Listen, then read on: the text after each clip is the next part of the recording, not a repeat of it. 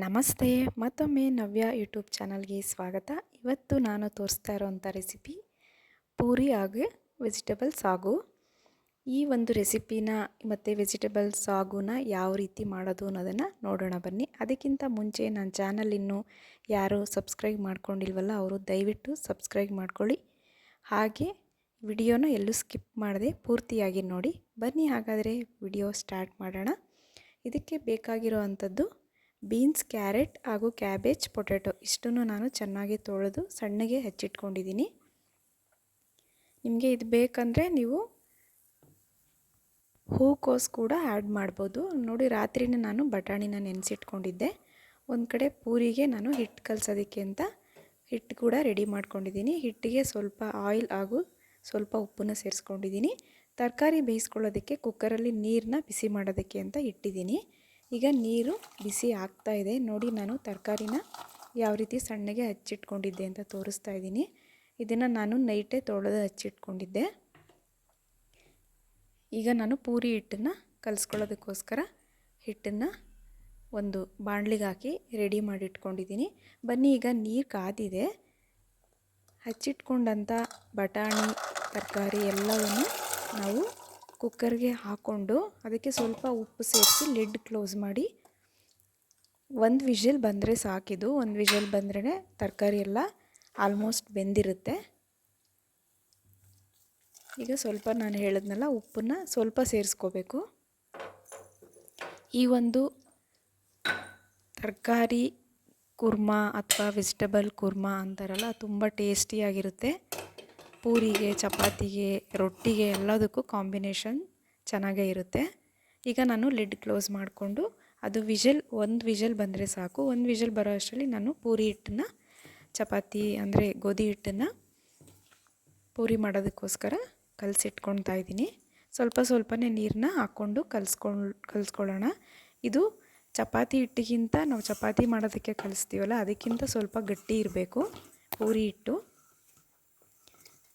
ಈಗ ನಾನು ಕಲಿಸ್ಕೊಳ್ತಾ ಇದ್ದೀನಿ. ಆಲ್ಮೋಸ್ಟ್ ಆಗಿದೆ. ಚೆನ್ನಾಗಿ ಇದನ್ನು ಸ್ವಲ್ಪ ನಾದಬೇಕು. ನೋಡಿ, ಈಗ ಕುಕ್ಕರ್ ಒಂದು ವಿಷಲ್ ಕೂಗ್ತು. ಸ್ಟವ್ನ ಆಫ್ ಮಾಡಿ ಈಗ ನೋಡಿ, ಪೂರಿ ಮಾಡೋದಕ್ಕೆ ಹಿಟ್ಟು ಕೂಡ ಒಂದು ಕಡೆ ರೆಡಿ ಆಯಿತು. ಪ್ಲೇಟ್ ಕ್ಲೋಸ್ ಮಾಡಿ ಸ್ವಲ್ಪ ಒಂದು ಹಾಫ್ ಆನ್ ಅವರ್ ಅದನ್ನು ಚೆನ್ನಾಗಿ ನೆನಿಬೇಕು ಹಿಟ್ಟು. ಹಾಗಾಗಿ ಸೈಡಲ್ಲಿ ಎತ್ತಿಟ್ಟಿದ್ದೀನಿ. ಈಗ ಬನ್ನಿ, ತರಕಾರಿ ಬೆಂದಿದೆ, ತೋರಿಸ್ತಾ ಇದ್ದೀನಿ ನೋಡಿ. ಈಗ ನೀರನ್ನ ಮತ್ತು ತರಕಾರಿನ ಸಪ್ರೇಟ್ ಮಾಡ್ಕೊಳ್ಳೋಣ. ಆ ನೀರನ್ನ ನಾವೇನು ವೇಸ್ಟ್ ಮಾಡೋದೇನು ಬೇಡ, ಲಾಸ್ಟಿಗೆ ನಮಗೆ ಬೇಕಾಗುತ್ತೆ. ಸೊ ಆ ನೀರನ್ನ ಹಾಗೆ ಇಟ್ಕೊಂಡು ತರಕಾರಿನ ಸಪ್ರೇಟ್ ಮಾಡ್ಕೊಳ್ತಾ ಇದ್ದೀನಿ. ನೋಡಿದ್ರಲ್ಲ, ತರಕಾರಿ ಸಪ್ರೇಟು ಮತ್ತು ಆ ತರಕಾರಿ ಬೆಂದಂಥ ನೀರನ್ನು ಕೂಡ ಇಟ್ಕೊಂಡಿದ್ದೀನಿ. ಈಗ ಖಾರ ರುಬ್ಕೊಳ್ಳೋದಕ್ಕೆ ಅದಕ್ಕೆ ಮಸಾಲೆಗೆ ಏನೇನು ಬೇಕಂತ ತೋರಿಸ್ತಾ ಇದ್ದೀನಿ ನೋಡಿ. ಬೆಳ್ಳುಳ್ಳಿ, ಶುಂಠಿ, ಒಣಮೆಣ್ಸಿನ್ಕಾಯಿ, ಚಕ್ಕೆ, ಲವಂಗ, ಏಲಕ್ಕಿ, ಗೋಡಂಬಿ ತೊಗೊಂಡಿದ್ದೀನಿ ಒಂದು 5ರಿಂದ 6, ಕಾಯಿ ತುರಿ, ಪುದೀನ, ಕೊತ್ತಂಬರಿ ಸೊಪ್ಪು, ಟೊಮ್ಯಾಟೊ, ಸ್ವಲ್ಪ ಕರಿಬೇವಿನ ಸೊಪ್ಪು. ಈಗ ಬನ್ನಿ, ಇದನ್ನು ನಾವು ಯಾವ ಕುಕ್ಕರಲ್ಲಿ ತರಕಾರಿ ಬೇಯಿಸ್ಕೊಂಡಿದ್ವಲ್ಲ ಅದೇ ಕುಕ್ಕರಲ್ಲೇ ನಾನು ಮಾಡ್ಕೋತಾ ಇದ್ದೀನಿ. ಈಗ ಸ್ವಲ್ಪ ಎಣ್ಣೆ ಹಾಕಿ ಅದಕ್ಕೆ ಸ್ಪೈಸಸ್ನೆಲ್ಲ ಹಾಕ್ಕೊಂಡಿದ್ದೀನಿ. ಚಕ್ಕೆ, ಲವಂಗ, ಏಲಕ್ಕಿ ಹಾಕ್ಕೊಂಡು ಒಂದು ಸ್ವಲ್ಪ ರೋಸ್ಟ್ ಆದಮೇಲೆ ಅದಕ್ಕೆ ನಾನು ಒಂದು ಸ್ಮಾಲ್ ಸೈಜ್ ಈರುಳ್ಳಿ ತೊಗೊಂಡಿದ್ದೆ. ಅದನ್ನು ನಾನು ಇವಾಗ ಎಣ್ಣೆ ಜೊತೆ ಹಾಕ್ಕೊಂಡು ಬೇಯಿಸ್ಕೊತಾ ಇದ್ದೀನಿ. ಇದು ಒಂದು 10 ಸೆಕೆಂಡ್ ಎಣ್ಣೆಯಲ್ಲಿ ಬಾಡಿಸ್ಕೊಂಡು ನಂತರ ಇದಕ್ಕೆ ನಾವು ಬೇರೆ ಟೊಮ್ಯಾಟೊ, ಗೋಡಂಬಿ ಅದನ್ನೆಲ್ಲ ಸೇರಿಸ್ಕೊಳ್ಳೋಣ. ಈಗ ಸ್ವಲ್ಪ ಇದನ್ನೆಲ್ಲ ನಾವು ಈರುಳ್ಳಿ, ಟೊಮ್ಯಾಟೊ, ಪುದೀನ, ಶುಂಠಿ, ಬೆಳ್ಳುಳ್ಳಿ ಇದನ್ನೆಲ್ಲ ನಾವು ಎಣ್ಣೆಯಲ್ಲಿ ಸ್ವಲ್ಪ ಬಾಡಿಸ್ಕೊಂಡು ತಣ್ಣಗಾಗಕ್ಕೆ ಬಿಟ್ಟು ರುಬ್ಕೊಳ್ಳೋದ್ರಿಂದ ಗ್ರೇವಿನೂ ಕೂಡ ಟೇಸ್ಟಿಯಾಗಿರುತ್ತೆ. ಹಸಿದು ರುಬ್ಬೋದಕ್ಕಿಂತ ಈ ಥರ ಸ್ವಲ್ಪ ನಾವು ಬಾಡಿಸ್ಕೊಂಡ್ರೆ ಎಣ್ಣೆಲಿ ಟೇಸ್ಟು ಕೂಡ ಚೆನ್ನಾಗಿರುತ್ತೆ. ನೋಡಿ, ಒಣಮೆಣ್ಸಿನ್ಕಾಯಿ ನಾನು 5 ಹಾಕ್ಕೊಂಡಿದ್ದೆ. ಶುಂಠಿ, ಬೆಳ್ಳುಳ್ಳಿನೂ ಅಷ್ಟೇ. ಶುಂಠಿ ಸ್ವಲ್ಪ ಒಂದು 2 ಇಂಚಷ್ಟು ಶುಂಠಿ, 5ರಿಂದ 6 ಎಸಳು ಬೆಳ್ಳುಳ್ಳಿ ಹಾಕ್ಕೊಂಡಿದ್ದೀನಿ. ಈ ಒಂದು ಗ್ರೇವಿ 5ರಿಂದ 6 ಜನಕ್ಕೆ ಸಾಕಾಗುತ್ತೆ. ನೋಡಿದ್ರಲ್ಲ, ಈರುಳ್ಳಿ, ಶುಂಠಿ, ಬೆಳ್ಳುಳ್ಳಿ ಎಲ್ಲ ಕೂಡ ಎಣ್ಣೆಲಿ ರೋಸ್ಟ್ ಆಗ್ತಾಯಿದೆ. ಈ ಟೈಮಲ್ಲಿ ನಾನು 5ರಿಂದ 6 ಗೋಡಂಬಿ ಕೂಡ ಹಾಕ್ಕೊಂಡೆ. ಗೋಡಂಬಿ ಹಾಕ್ಕೊಳ್ಳೋದ್ರಿಂದ ಫ್ಲೇವರ್ ಕೂಡ ಚೆನ್ನಾಗಿರುತ್ತೆ, ಗ್ರೇವಿ ಚೆನ್ನಾಗಿ ಬರುತ್ತೆ. ಈಗ ನಾನು ಸ್ವಲ್ಪ ಹೊತ್ತು ಬೇಯೋದಕ್ಕೆ ಅಂತ ಬಿಟ್ಟಿದ್ದೀನಿ. ಸ್ವಲ್ಪ ಹೊತ್ತಾದಮೇಲೆ ನಂತರ ಒಂದು ಟೊಮೆಟೊನ ಸಣ್ಣಗೆ ಹಚ್ಚಿಟ್ಕೊಂಡಿದ್ದೆ, ಅದನ್ನು ಕೂಡ ನಾನು ಈರುಳ್ಳಿ ಜೊತೆ ಸೇರಿಸ್ಕೊಂಡು ಸ್ವಲ್ಪ ಮಿಕ್ಸ್ ಮಾಡ್ಕೊಳ್ತಾ ಇದ್ದೀನಿ. ನಂತರ ಪುದೀನ ಕೂಡ ಹಾಕ್ಕೊಂಡು ಅದನ್ನು ಎಲ್ಲ ಸೇರಿಸಿ ಇವಾಗ ಆಲ್ಮೋಸ್ಟ್ ನಾವು ಎಲ್ಲ ಏನೇನು ಇಂಗ್ರೀಡಿಯೆಂಟ್ಸ್ ಬೇಕಿತ್ತಲ್ಲ ಖಾರ ರೆಡಿ ಮಾಡ್ಕೊಳ್ಳೋದಕ್ಕೆ ಅದನ್ನೆಲ್ಲ ಹಾಕ್ಕೊಂಡು ಎಣ್ಣೆಲಿ ಬೇಯಿಸ್ಕೊಂಡಿದ್ದಾಯಿತು. ಈಗ ನೋಡಿದ್ರಲ್ಲ ಅರ್ಧ ಬೆಂದಿದೆ. ಈ ಟೈಮಲ್ಲೇ ನಾವು ಸ್ಟವ್ನ ಆಫ್ ಮಾಡಿ ಇದೆಲ್ಲ ಸ್ವಲ್ಪ ತಣ್ಣಗಾಗೋದಕ್ಕೆ ಬಿಡೋಣ.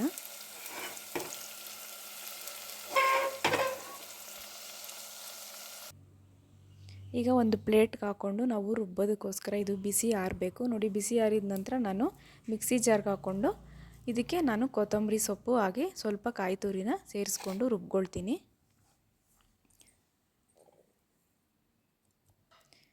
ಈಗ ಬನ್ನಿ ಖಾರನ ರುಬ್ಬೋಣ.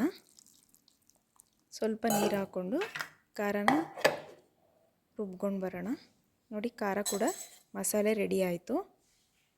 ಈಗ ಸ್ವಲ್ಪ ಮಸಾಲೆ ರುಬ್ಬಿದ ಮೇಲೆ ಒಂದು ಸ್ವಲ್ಪ ಧನಿಯಾ ಪೌಡರ್ ಹಾಕ್ಕೊಳ್ಳೋಣ.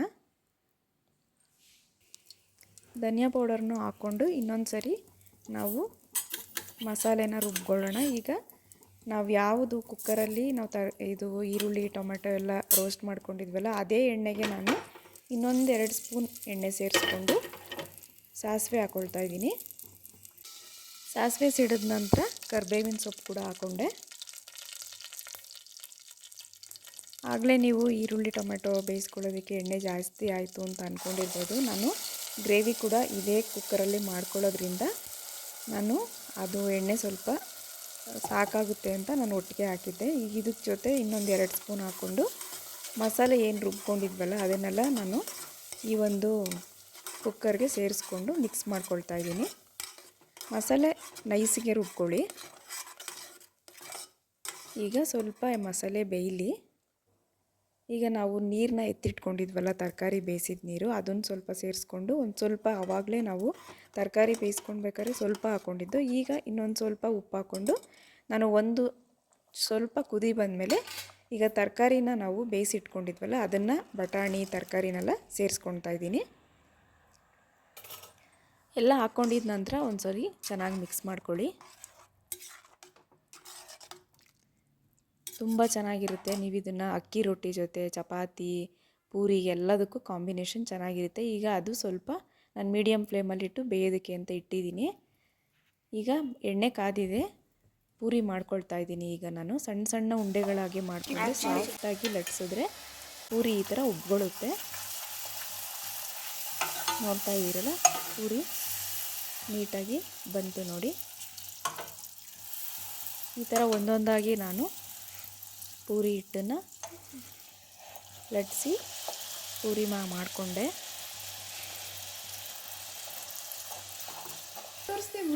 ಇವತ್ತು ನನ್ನ ಮಗಂದು ಹುಟ್ಟಿದ ಹಬ್ಬ ಇತ್ತು. ಹಾಗಾಗಿ ಅವನಿಗೆ ಯಾವುದು ತಿಂಡಿ ಇಷ್ಟ ಆಗುತ್ತೋ, ಅವನಿಗೆ ಪಲಾವ್ ಕೂಡ ಇಷ್ಟ, ಅವನು ಪೂರಿ ಸಾಗುನೇ ಬೇಕು ಅಂತ ಅಂದ. ಹಾಗಾಗಿ ನಾನು ಪೂರಿ ಸಾಗುನೇ ರೆಡಿ ಮಾಡಿಕೊಟ್ಟಿದ್ದೀನಿ. ನೋಡಿದ್ರಲ್ಲ ಪೂರಿ ಸಾಗು ಯಾವ ರೀತಿ ಬಂದಿದೆ ಅನ್ನೋದನ್ನು. ನಿಮಗೆ ಈ ವಿಡಿಯೋ ಇಷ್ಟ ಆದರೆ ಪ್ಲೀಸ್ ಲೈಕ್ ಮಾಡಿ, ಹಾಗೆ ನಿಮ್ಮ ಫ್ರೆಂಡ್ಸ್ ಆ್ಯಂಡ್ ಫ್ಯಾಮಿಲಿಗೂ ಕೂಡ ಶೇರ್ ಮಾಡಿ. ನನ್ನ ಚಾನಲ್ನ ಸಬ್ಸ್ಕ್ರೈಬ್ ಮಾಡ್ಕೊಳ್ಳೋದು ಮರಿಬೇಡಿ. ಮತ್ತೆ ಸಿಗ್ತೀನಿ ಮುಂದಿನ ವಿಡಿಯೋದಲ್ಲಿ. ಅಲ್ಲಿವರೆಗೂ take care, bye. Thank you for watching.